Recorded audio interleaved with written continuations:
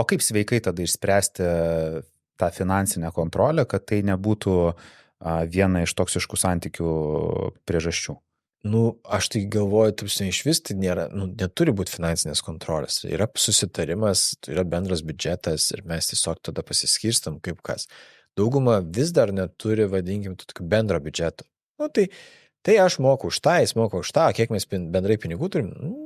Neaišku, nežinau, aš nežinau, kiek mano vyras uždirba. Bet dažnai vyrai nenori pasirodyti silpnesni, kai kažkoks bendras biudžetas, nes nežinau, aišku, dabartinė karta gal kitaip žiūri, bet tarkim ta vyresnė karta, kuri yra iš sovietmečio, buvo auklėta, kad vyras turi išlaikyti, vyras turi aprūpinti ir panašiai, tai jam jau čia kaip yra toksai ir įžeidimas, kaip čia dabar žmona turės bendrą biudžetą, mes turėsim kažkaip bendrai kažką mokėti, taigi aš čia viską galiu aš.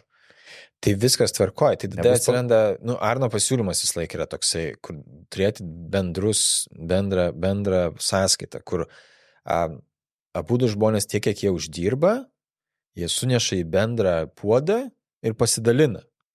Tai yra padalina per pusę. Tai reiškia, kad jie per pusę tas pem pasidalina, ten vienas uždirba 1000, kitas 3000, reiškia, yra 4, tai abudu po 2. Tai ne visai, nes yra bendros išlaidos. Ten buitis, nuoma, paskolos ar dar kažkas, tai ten automobilis. Visas, kas yra bendro, tai jie tiesiog atskirai biudžetuoja ten tos dalykus, ten yra čia namams, čia yra atostogams, čia yra laisvalaikiu, bendram šeimos laisvalaikiu.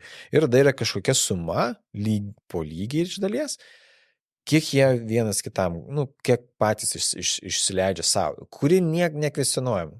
Turi ir viskas, ir ten kiek nori, ten... Nori sudeginti tos pinigus. Jo, taip, čia yra niekas nieko nesukabinės prie tų dalykų. Tai čia yra tas toks, kur visiškai toks labai bendras biudžetas. Mes atnešam ant stalo, padedam, aš 1000, tu 3, reiškia, mes kiekvienas po 2000 turim ir pagal tą mes skaičiuojam, ne, čia 1000 bus paskolai, ten 1000, nežinau, ten atidėsim taupimui kažko, tai ten dar 1000 mes valgysim galbūt, nes jeigu tiek, ar ten, nežinau, 1000 valgyti, tai yra daugokai visai yra. Šiais laikais, aš kaip priklauso, ką valgai. Nuo infliacijos priklauso. Jo.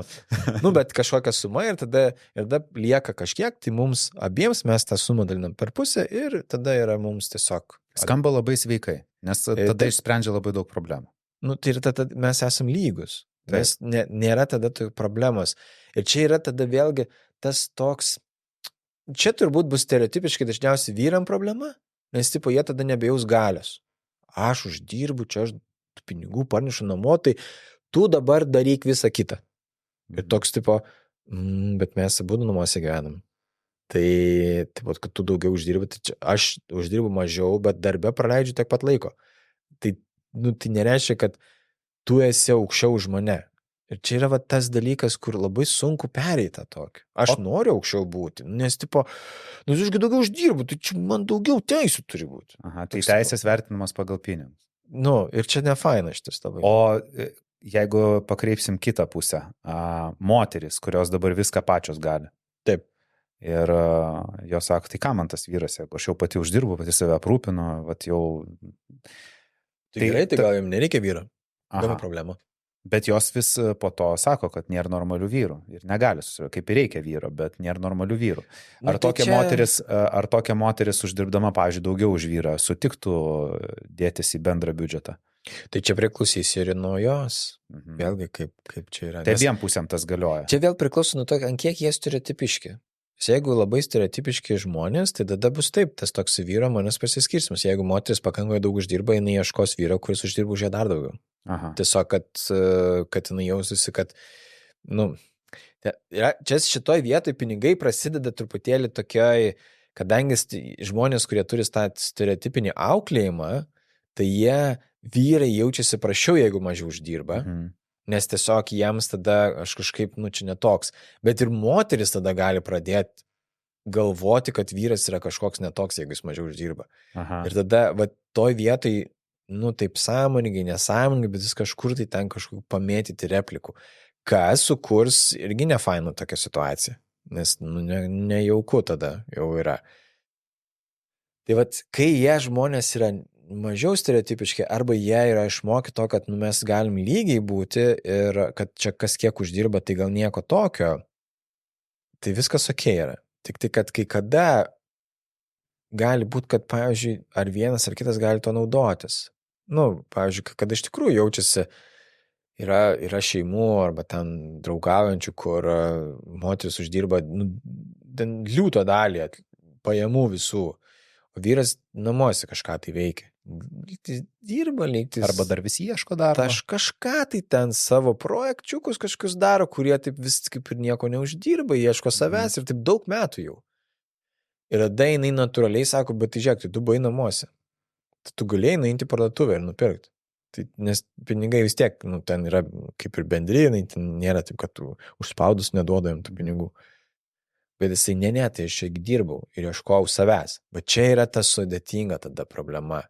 Nes arba supranta, arba nesupranta ją, kad kažkaip tai yra. Nes kai kada yra taip, kad, jeigu aš mažiau veiklos turiu ir turiu daugiau laiko, tai gal aš galiu kažką namuose tada padaryti daugiau. Nes ten grįž, ten žmona pavargus, nes daug dirba, jinai ten galbūt ten C-levelyje yra ir ten visą laiką visokias nesąmonės korporacijų vyksta, jinai grįž ir jeigu jinai bus pavargus, tai aš galiu valgyti padaryti, ne?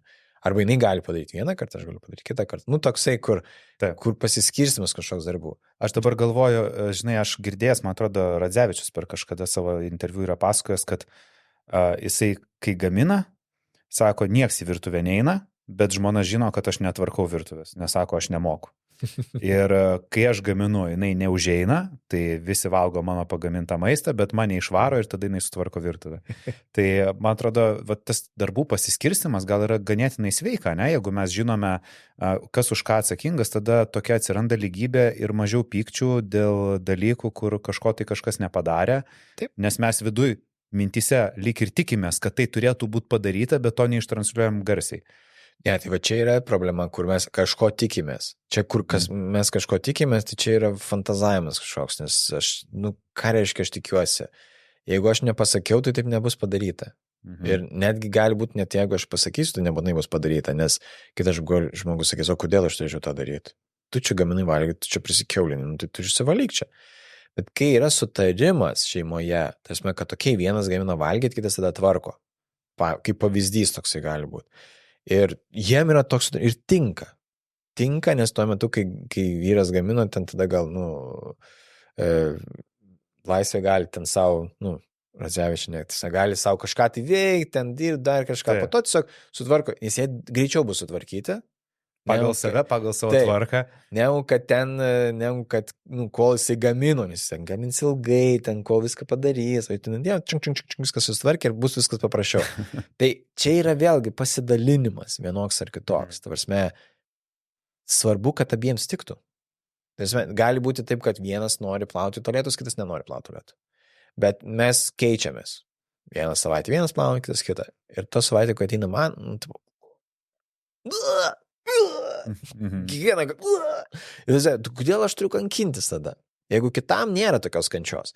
Tai jeigu aš sakau, aš nenoriu plauti tulikų, tada aš pasiimu tada kažkokį kitą darbą, kuris bus, ten lygiavertiškai kažkoks toks sudėtingas, ar ten, nežinau, nemalonus mano partneriui, ir tada aš galiu tą daryti. Tai va čia yra bet tam abudu turime sutarti, kad nebūtų taip, kad kančia, tai tada abudu kenčia jau, tipo. Ten abiem kančia, vienam kančia plauti kriauklį, kitam kančia plauti. Tai tada gal tvarkytoją pasisamdyti ir problema išspręsta. Kaip ir viskas būtų gerai, bet tada atsiranda vėl, nėra pinigų, kam čia leisti, jeigu mes patys galim tą padaryti. Čia yra labai daug tokių, kur sukasi ir vis laik žmonės, tipo, tai čia nėra sprendimo. Tai yra sprendimas, tik kad jūs nenorite jo surasti. Ir viskas. Tai vis laik sprendimas bus, tai kad jo reikėtų paieškoti. Taip.